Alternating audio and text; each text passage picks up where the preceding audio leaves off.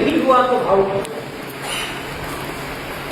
हम आप यहाँ जितने भी लोग बैठे हुए हैं, सब के सब चूंकि भावक हैं, इस कारण से भावपूर्ण स्थितियों को प्राप्त हो जाते हैं, समझ लेते हैं।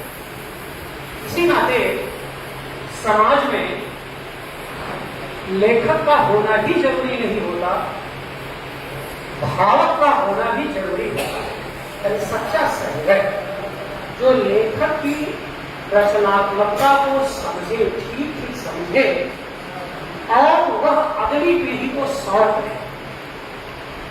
जब ऐसा होता है कि किसी रचनाकार को रचनात्मकता के भीतर से भावपूर्ण दृश्यों को समझने वाला भावक मिल जाता है, तो वह रचना अमर हो जाती है, वह रचना का बहुत मूल्यवान और महान हो जाता है। और ऐसा तब होता है जब नई पीढ़ियां, आगे आने वाली जितनी पीढ़ियां हैं, वे रचना के उत्कर्ष को ही नहीं, रचना के औचित्य को भी समझ पाते हैं।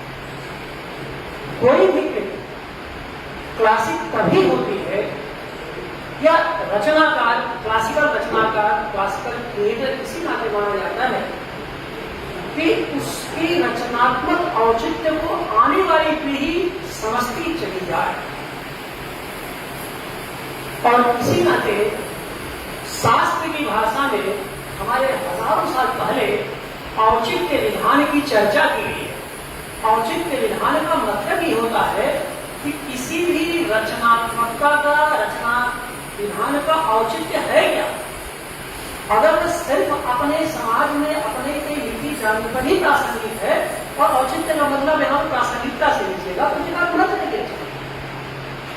इसलिए युग के अनुसार उसकी रचनात्मकता का विकास होते जाना ही उसकी गहरी अर्थवत्ता का सूचक है।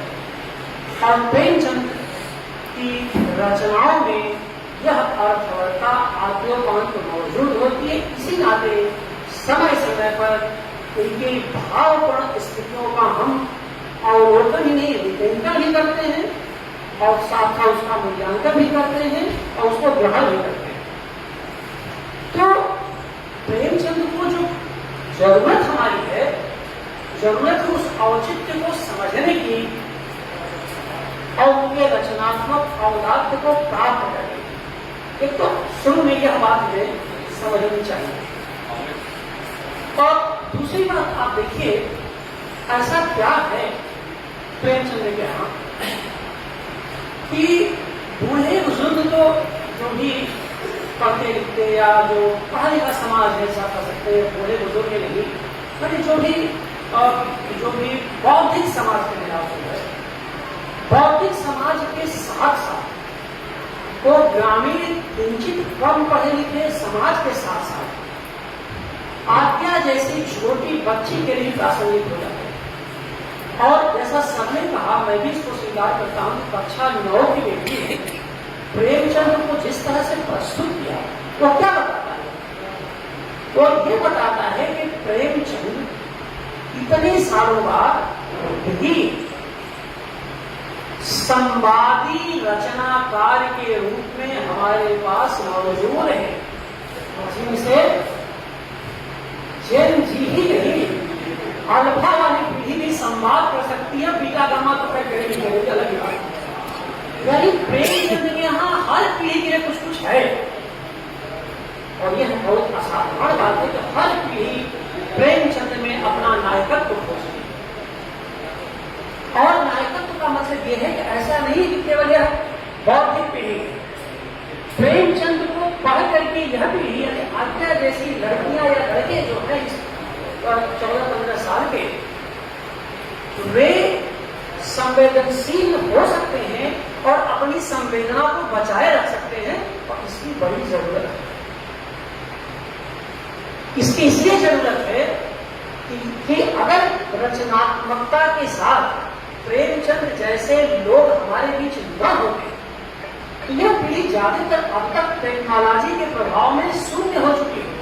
और आप देख लीजिए इमोशनल बॉन्डिंग किस तरह से ब्रेक हो गई, किस और उसमें आप देखिए कि पढ़ाई लिखाई के बाद इसी तरह से आज उतना ही नहीं कि हम लोग यहाँ पर अब एक जनवादी प्रगतिशील मूल्यों के दायरे में प्रेमचंद का मूल्यांकन कर रहे हैं। जितनी उन्नत टेक्नोलॉजी से जुड़ी हुई शिक्षण संस्थाएं हैं वे आज कल साहित्य के पढ़ने पढ़ाने पर बहुत जोर दे रही है, ताकि जो टेक्नोलॉजी से जुड़े बच्चे हैं उनमें बौद्धिकता के साथ साथ संवेदनशीलता का समावेश हो सके। और संवेदनशीलता के समावेश होने से वे अपनी गहरी बौद्धिकता और तकनीकी उत्कर्ष के साथ साथ अपने बड़ों से संवाद बनाए रहेंगे, अपने परिवेश से जुड़े रहेंगे और एक जिंदा दिली के साथ पूरे मस्ती के साथ अपना रचनात्मक विकास भी करेंगे।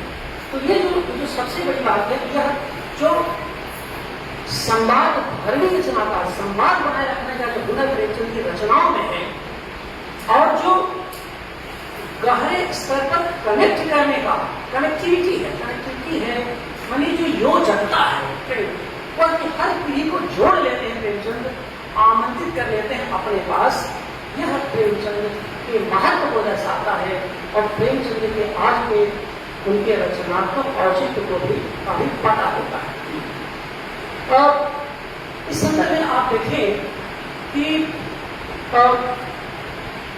एक मुक्तिबोध ने एक बड़ा शानदार लेख लिखा है कि मेरी माँ ने मुझे प्रेमचंद का प्रशंसक बनाया, भक्त बनाया।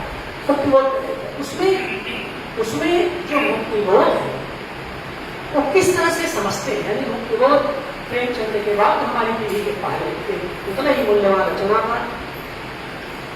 उसमें एक बात वो कहते बड़ी महत्वपूर्ण प्रेमचंद मुक्तिबोध पर कि जैसे जैसे टेक्नोलॉजी का विकास होता चला जाएगा वैसे वैसे मनुष्य की अंतर्वृत्तियों की पहचान करने की जरूरत बढ़ती जाएगी और वैसे वैसे कथा साहित्य की जरूरत पड़ती जाएगी।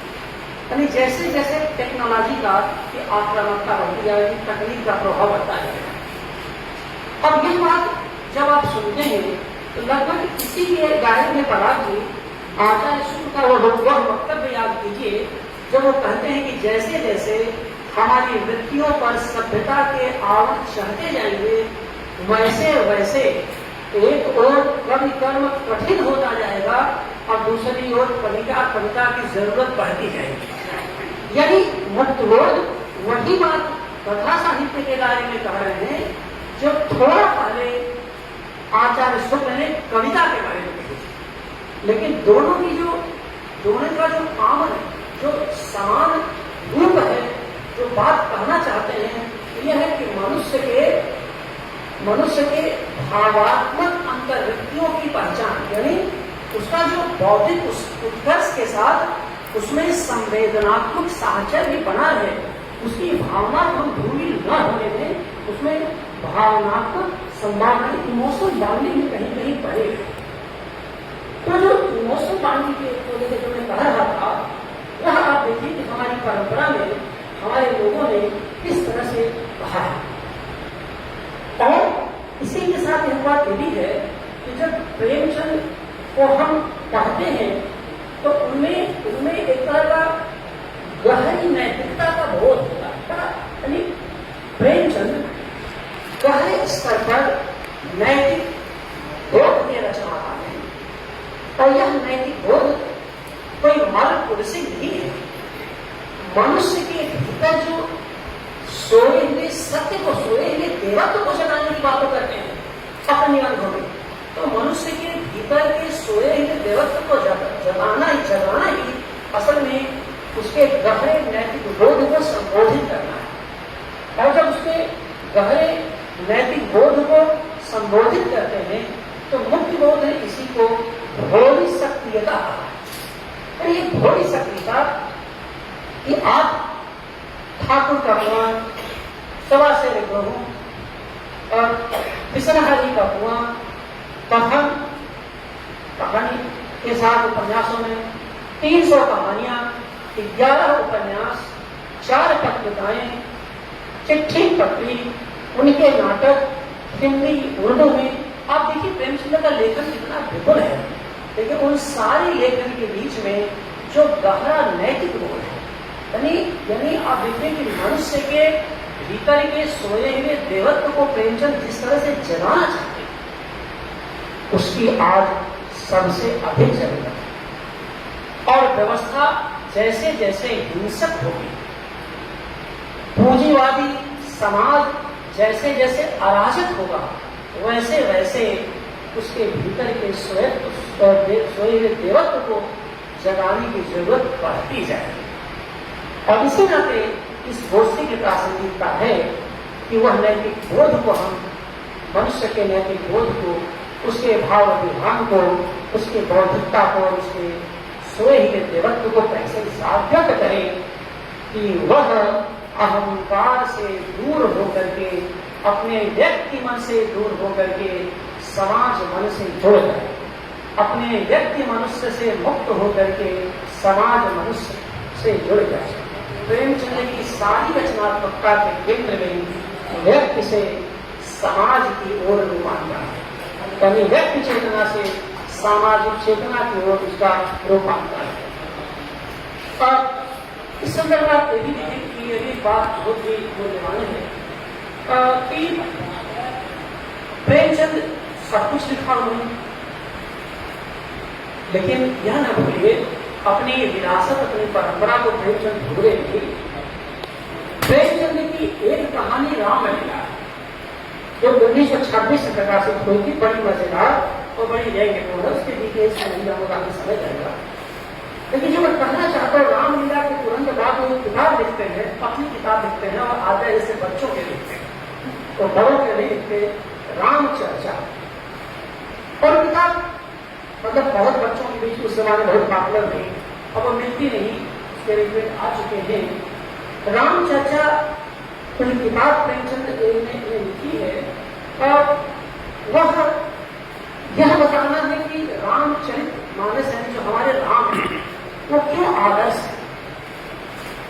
आज 20वीं सदी के राम क्या वही राम है जो तुलसीदास के राम है, अथवा जब वाल्मीकि के राम है, यह वे राम है जो आप हर मंदिर में और राजनीतिक व्यवस्था में देख रहे हैं, उनकी उपस्थिति कौन से राम है। और उस राम के बारे में लिखते हुए वह राम के नैतिक चरित्र की बात करते हैं, श्रम सत्य से जुड़े जीवन की बातें करते हैं, मानवीय आस्था से बात करते हैं, और सामाजिक सरोकार से बात करते हैं। ये है रामचर्चा का जो जो जो जो पाठ है, वो बड़ी राम का नया संस्कृत प्रस्तुत करते हैं।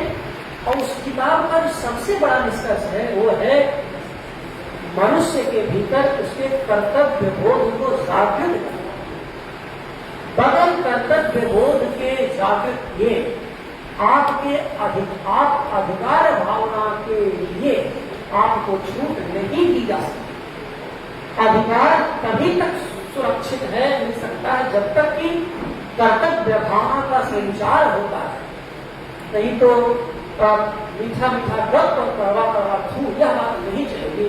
प्रेमचंद इस बात को लगातार संकेत देते, और प्रेमचंद को जो पढ़ेगा तो आपको लगेगा कि प्रेमचंद राम राज्य को समझते तो नहीं, लेकिन प्रेमचंद के यहाँ राम राज्य नहीं चाहिए, प्रेमचंद को स्वराज्य चाहिए। राम राज्य नहीं चाहिए प्रेमचंद को, स्वराज्य चाहिए।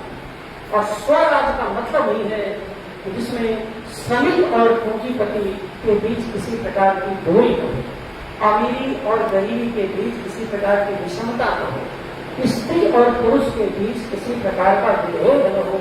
यानी विभाजन की हर दीवारों को ध्वस्त करते हुए जो समाज विकसित होगा वही स्वराज्य होगा। यानी राम को वह डिकोड करते हैं। राम यहाँ पर कोई मिथकी चरित्र नहीं होते, राम एक लोक नायक हो जाते हैं हमारे आपके बीच। यानी हर कोई समाज का अगर स्वराज की बात होगी तो समाज का हर नागरिक राम है।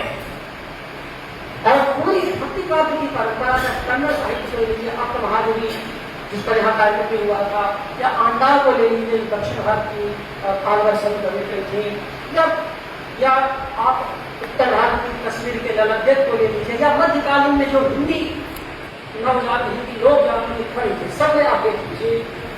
यही था गायक से दासोह की यात्रा, यानी श्रम हम करेंगे लेकिन उसका भोग समाज का हर व्यक्ति करें। श्रम हम करेंगे लेकिन जो श्रम के बाद उसके उपार्जन के पश्चात जो हमसे बच जाएगा उसका संग्रह नहीं करेंगे, उसको समाज के बीच बांट देंगे, यानी सबके साथ मिल के खाएंगे और सबके साथ मिल करके होंगे। तो जो गायक और दासों का जो सिद्धांत था, जो लिंगायत में इस तरीके से आगे बढ़ करके समष्टि की बात करता है, वह असल में प्रेमचंद के महत्ता, उनकी प्रासंगिकता और आज उनकी जरूरत मुझे कहीं की वह चेतना भी थी कि प्रेमचंद के भीतर गहरा भक्ति मानस को प्रेरित कर रहा था, जिसके सुपरिणाम के रूप में उनकी तमाम रचनाएं हमारे बीच आ गई।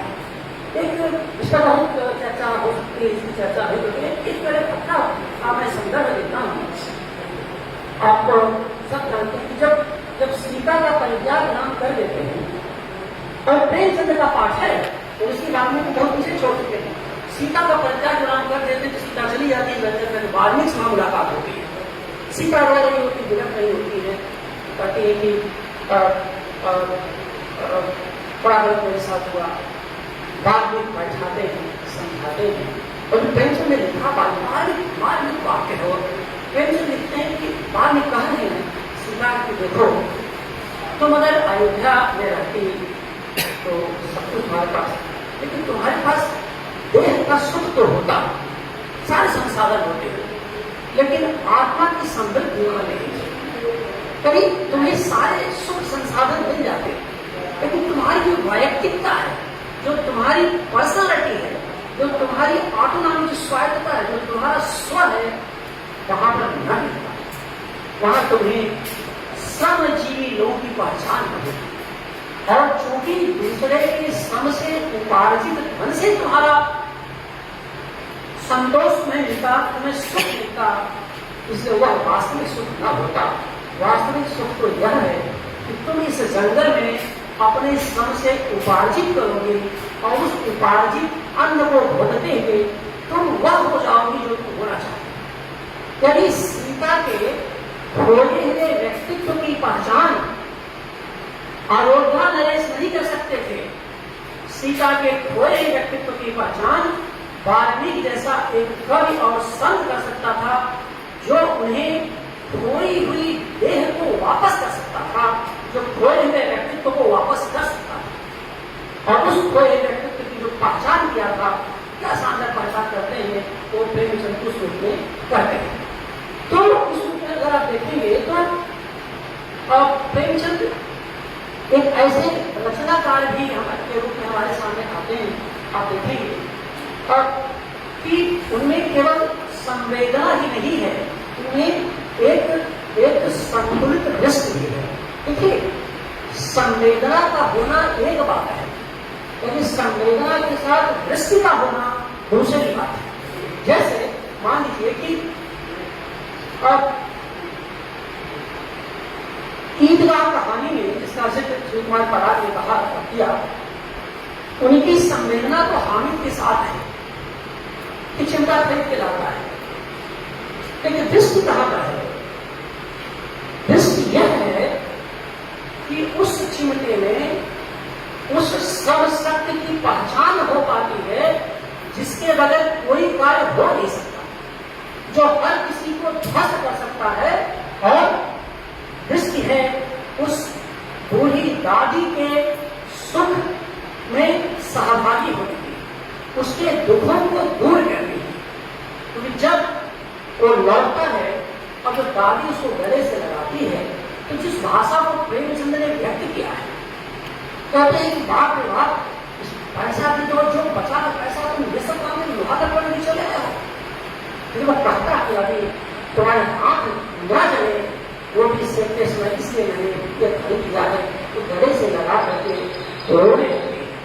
लगभग वही भावक की भूमिका इसकी चर्चा करते हुए शिव कुमार पराग की आंखें भी भीगी थी और कंठापन हुआ। हर किसी का हो सकता है, हो जाएगा। आप देखिए सदगत कहानी को देखिए। सदगत कहानी में दुखी चमार है। पंडित घासीराम मृत्यु के उपरांत कैसे उसको घसीटते हुए पशुवत गांव के बाहर खींच करके पशुवत उसको खींच ले जाते हैं। तो आप देखिए संवेदना, उस प्रेमचंद की संवेदना, उसका प्रेमचंद कुछ नहीं करते। उस कहानी का आखिरी वाक्य है, यही दुखी की सदगत थी। आप इसका जैसा चाहे भाषण करें, पाठ इसका खुला हुआ, लेकिन आप इस कहानी का अगर देखें, महत्व देखें, उसका औचित्य देखें, तो संवेदना दुखी चमार के साथ, लेकिन दृष्टि सामंती व्यवस्था के जड़ पर प्रहार करती। सामंती व्यवस्था की जड़ को वह जो है समूल नष्ट कर देना चाहती। वह सामंती व्यवस्था जो दिन भर सभी से काम करवाती है, खुद वह पंडित घर में खाना खा के पूरा ही सोता है और तंबाकू की को जलाने के लिए, पीने के लिए जिस आग है, तो पंडिताएं उसको अंदरा ऐसे फेंकती है जैसे अगर हाथ से देगी तो कहीं छू रहे। पापी की छुआछूत संकीर्णताएं जो सामंती समाज की थी, प्रेमचंद्र ने पूंजीवादी समाज की व्यवस्था का चित्रण तो बाद में किया, लेकिन जिस तरह से सामंती प्रेमचंद्र का वास्तविक हमला सामंती व्यवस्था की जड़ स्थितियों का था, जिसमें जड़ नहीं जाते और जिसकी लगातार समाज व्यवस्था की दुर्गति कर रहा है। तो आप इसी तरह देखिए ठाकुर के कुआं कहानी। अब जोधपुर नदी का जो चित्रण है क्या है? ठाकुर कुआं है, गरीब बस्ती के कुआं में पशु मर गया है, पानी पीने लायक नहीं। जो हमको प्यास लगी है क्योंकि वो बीमार है और पानी जिस कुएं का लाभ हो वो लाया गया हो, वो बीमारी पड़ बन जाएगा। तो रात के अंधेरे में गंगी जाती है और वैसी बात है कि पानी जैसे पकड़ती रसरी ठाकुर का दरवाजा खुल जाता है, वो पानी से भी भागती है। तो आप देखिए कि वहां पर भी यही है कि संवेदना जोखू के साथ में प्रेमचंद की, लेकिन दृष्टि है उस जातिवादी बंधन को नष्ट करने। इसमें एक संदर्भ में प्रेमचंद एक उदाहरण देते हैं जिसको बाद में आजाद शाह ने अपने तरीके से कोट किया। एक कथा चली कि कहां से प्रेमचंद को मिला ये सब सारी चीजें। एक कथा चलेगी, मतलब व्यक्ति कुआं था, कुएं में एक स्त्री गिर गई और स्त्री जो गिर गई वो संयोग से ब्राह्मण थी। अब उस स्त्री को कुएं से निकाला कैसे जाए? वो चीख चिल्ला रही है। उस कुएं में जो जा करके निकाल सकता है वो सब जीवन से जुड़े हुए लोग हैं, कभी गरीब हैं, जो अनपढ़ हैं, जिनके पास हुनर है कि कुएं में गए पीठ में ढूंढ करके वो पकड़ सकते हैं। कुआं जाने से गंदा हो जाएगा, क्योंकि छूट हो जाएगा, वो कुआं बेकार हो जाएगा। तो जो श्रमजीवी लोग थे जो उस स्त्री को बाहर ला सकते थे, सवर्ण स्त्री को, उस सवर्ण पुरुष हो सकता, कोई हो सकता है, ब्राह्मण ठाकुर कोई हो सकता है, जो ला सकते थे उनको लाने की छूट नहीं थी। और जो लाने के लिए छाती पीट रहे थे वो ब्राह्मण ठाकुर, उनमें दम नहीं था, कोई में उतर है। और अंततः क्या हुआ कि उसकी मृत्यु उस कुएं में हो जाती। ये है जाति व्यवस्था का कंस, जिसको प्रेमचंद अपने लेखनी से ध्वस्त करने की कोशिश कर रहे हैं। तो इस तरह से आप देखें कि तो पूरी प्रक्रिया में वो हमारे बीच जो याद आते हैं बार वो इसी में आते हैं कि एक तरफ तो सामंती व्यवस्था की गहरी आलोचना करते हैं, दूसरी बात पश्चिमी सभ्यता का गहरा पिटी भी रचते हैं। और वो जो गहरा जो पिटी रचते हैं, उस पिटी के रचने की प्रक्रिया में ही एक तरह से वह वैकल्पिक समाज की निर्मित की बात करते हैं। उसमें इस प्रसंग में केवल संकेत कर प्रेमचंद की जो वैचारिक बनावट है उसको भी हम लोग देख सकते हैं। प्रेमचंद के 3 महत्वपूर्ण आलेख हैं जो उपलब्ध है। एक तो होता है साहित्य का आधार, फिर साहित्य का स्थान और साहित्य का उद्देश्य। इन तीनों आप देखेंगे, इन तीनों का मतलब वही रहा कि मनुष्य के नैतिक विवेक को जागृत करने की कोशिश करना। और साथ साथ दूसरी बात है कि मनुष्य के भीतर के न्याय वृत्ति को सार्थक है। तो अगर आपके भीतर न्याय की सौंदर्य बोध तब तक सार्थक नहीं हो सकता जब तक आपके भीतर के जो न्याय वृत्ति है वह जागृत नहीं होती। इसी का तो कहते हैं, साहित्य को बड़े सुंदर तरीके से परिभाषित करते हैं अपने लेखों में। वो कहते हैं कि साहित्य समाज की अदालत में इस तरह सा है, लिखित दस्तावेज है समाज की अदालत में। जो कुछ प्रेमचंद ने लिखा वो समाज के सम्मुख प्रस्तुत किया, यह हमारे सवाल है, ये हमारे प्रश्न है, इसका तुम्हें उत्तर ढूंढना है। तो जो समाज के बीच, समाज के सम्मुख इस तरासा पे पेश करने के बाद समाज की अदालत में, तो ये समझिए कि वो जो समाज की अदालत में प्रेमचंद ने लिखित इस तरासा पेश किया था, वही युगों तक हम लोग पाठ करने की कोशिश कर रहे हैं। और उसी पाठ की प्रक्रिया में आज यहाँ पर लोग ने जो आयोजन किया है उसका एक तरह का महत्व है। और इसके साथ प्रेमचंद के जो महत्व है, उनकी प्रासंगिकता है, उसको इस रूप में हम देख सकते हैं कि आज जिस राष्ट्रीयता की बात होती है, जिस राष्ट्रवाद की बातें होती हैं, बड़ी बड़ी बातें होती हैं, उन राष्ट्रीयता की जो आक्रामक राष्ट्रीयता है, एक तो राष्ट्रीयता एक नहीं है, कई राष्ट्रीयताएं होती हैं। नेशनलिटी के अलग अलग स्टेट्स हैं। उस विवेक में नहीं जाऊं तो लंबा समय जाएगा, बस 5 वर्ष में आपका और होगा। प्रेमचंद से क्या सीखे, क्यों पढ़े? तो प्रेमचंद भी भारतीय राष्ट्र की परिकल्पना करते हैं और वो भी वैसे ही राष्ट्रीय हैं, राष्ट्रवादी हैं जैसे उनके जमाने में अन्य लोग थे और हमारे जमाने में अन्य लोग हैं। यानी लोग एक राष्ट्र की परिकल्पना, लेकिन उनके राष्ट्र की जो परिकल्पना है उस राष्ट्र में वह विभाजन नहीं है, संयोजन है। यानी व्यक्ति और व्यक्ति के बीच, धर्म और धर्म के बीच, जाति और जाति के बीच विभाजन नहीं है, संयोजन है, सह अस्तित्व है। एक बात हमें यह समझनी चाहिए। दूसरी बात यह है कि प्रेमचंद का साहित्य परिवेश से हमें मुक्त, परिवेश पर दबाव नहीं बनाता, परिवेश को मुक्त करता। सत्ताएं हमेशा अपनी सत्ता की वस्त स्थिति के लिए परिवेश पर दबाव बनाती है। दबाव का मतलब यह होता है कि जो मैं कह रहा हूं वही सच है और मेरे अलावा कुछ भी दूसरा सच नहीं है। प्रेमचंद का साहित्य परिवेश को दबाव मुक्त भी करता है और तनाव मुक्त भी करता है। और इसका एकमात्र कारण यह है कि मनुष्य उनके समग्र लेखन में उनके केंद्र में रहा है। और एक तरह से वह जो उस मनुष्य की अपने रचनाओं में हमेशा खोज करते रहे, जो कहीं हाशिए पर था, केंद्र से खिसका हुआ था, उस हाशिए के मनुष्य को प्रेमचंद लगातार अपनी रचनात्मकता से पहचान देते हैं।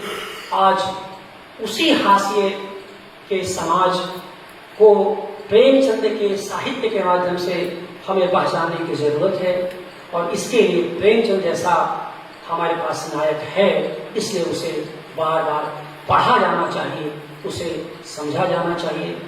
आप सब आए, आप सबने सुना, बहुत बहुत धन्यवाद।